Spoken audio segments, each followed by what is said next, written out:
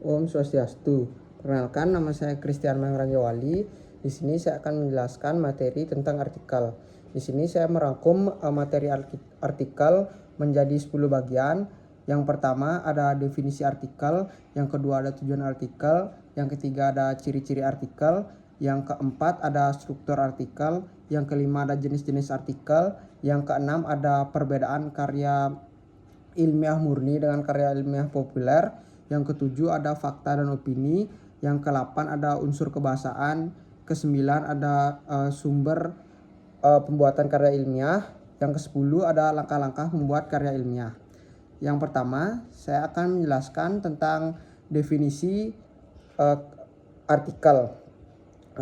Artikel merupakan karya tulis yang memiliki gagasan, pikiran ataupun konflik yang terjadi di masyarakat. Kemudian tujuan artikel. Tujuan artikel dibagi menjadi dua, yaitu tujuan bagi sang penulis, yang kedua tujuan bagi sang pembaca. Tujuan bagi penulis yaitu yang pertama sarana untuk menyampaikan gagasan, yang kedua sebagai sarana untuk berpikir secara sistematis, dan yang ketiga sebagai sarana publikasi hasil pikiran atau gagasan sebuah karya ilmiah. Kemudian ada tujuan bagi sang pembaca yaitu sebagai penambah wawasan, yang kedua ada sebagai sarana pengedukasi, dan yang ketiga ada sebagai sarana hiburan bagi sang pembaca. Kemudian saya akan menjelaskan tentang ciri-ciri artikel. Di sini saya merangkum ciri-ciri artikel menjadi 5 bagian. Yang pertama, ringkas, padat, dan jelas. Yang kedua, mengandung fakta dan juga opini, yaitu sebuah artikel harus mengandung fakta yang bisa dibuktikan kebenarannya. Yang ketiga, bersifat faktual dan inovatif, yaitu inovatif tuh bisa bermanfaat bagi sang pembaca. Yang keempat ada bahasa yang formal, lugas dan juga efektif, dan yang terakhir yaitu penulisan secara sistematis.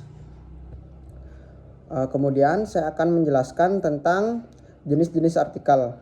Di sini saya bagi jenis artikel menjadi 4, yaitu praktis, ringan, opini, dan juga analisis ahli. Kemudian saya akan menjelaskan tentang perbedaan karya ilmiah murni dengan karya ilmiah populer. Yang pertama, kalau karya ilmiah murni yaitu bahasanya adalah menggunakan bahasa yang baku dan juga penulisannya sistematis dan memenuhi kaidah-kaidah penulisan karya ilmiah. Yang kedua, topiknya biasanya mengenai permasalahan dalam bidang ilmiah atau jauh dari jangkauan masyarakat umum.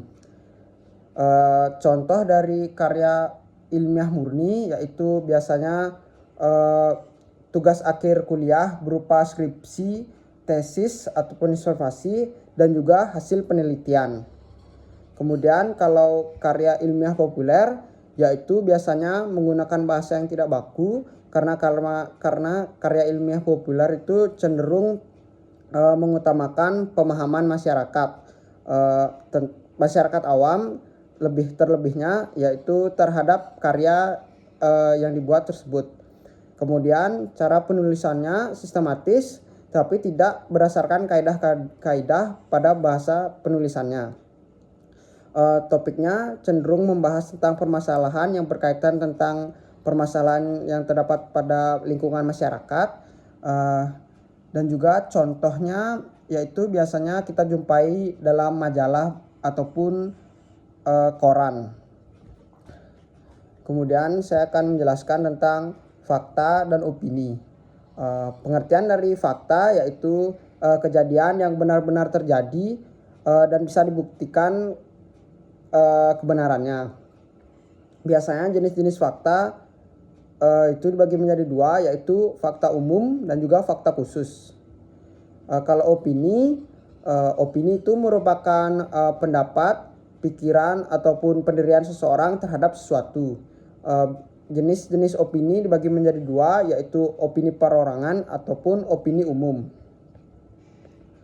Kemudian di sini saya juga menjelaskan ciri-ciri dan juga perbedaan antara fakta dan opini.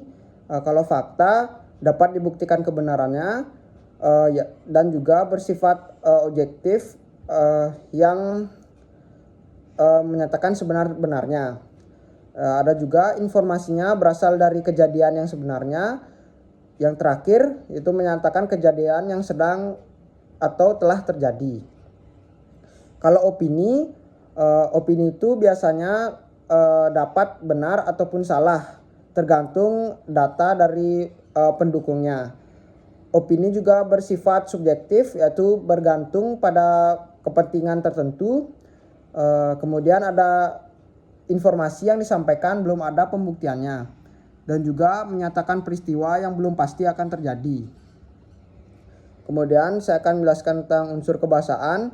Di sini unsur kebahasaan saya rangkum menjadi yang pertama adalah ada menggunakan kata istilah, yang kedua ada menggunakan kata kerja mental, yang ketiga ada menggunakan kata rujukan, yang keempat ada menggunakan kata keterangan atau adverbia, yang kelima menggunakan konjungsi, dan yang terakhir menggunakan kalimat teoritis. Kemudian saya akan menjelaskan tentang sumber-sumber pembuatan artikel. Yang pertama bisa kita melalui wawancara secara langsung, yang kedua menggunakan angket, yang ketiga studi ilmiah, yang keempat ada observasi, dan yang kelima ada literatur. Kemudian di sini saya akan menjelaskan tentang langkah-langkah pembuatan artikel. Yang pertama menentukan topik, yang kedua mengenali karakter media massa, yang ketiga mengutamakan etos kerja, yang keempat menyusun opini menjadi sebuah artikel, yang kelima mengulang atau mengoreksi ulang, yang keenam menulis kembali, dan yang terakhir evaluasi terhadap artikel tersebut. Sekian yang bisa saya sampaikan. Saya ucapkan terima kasih. Om Santi Santi Santi Om.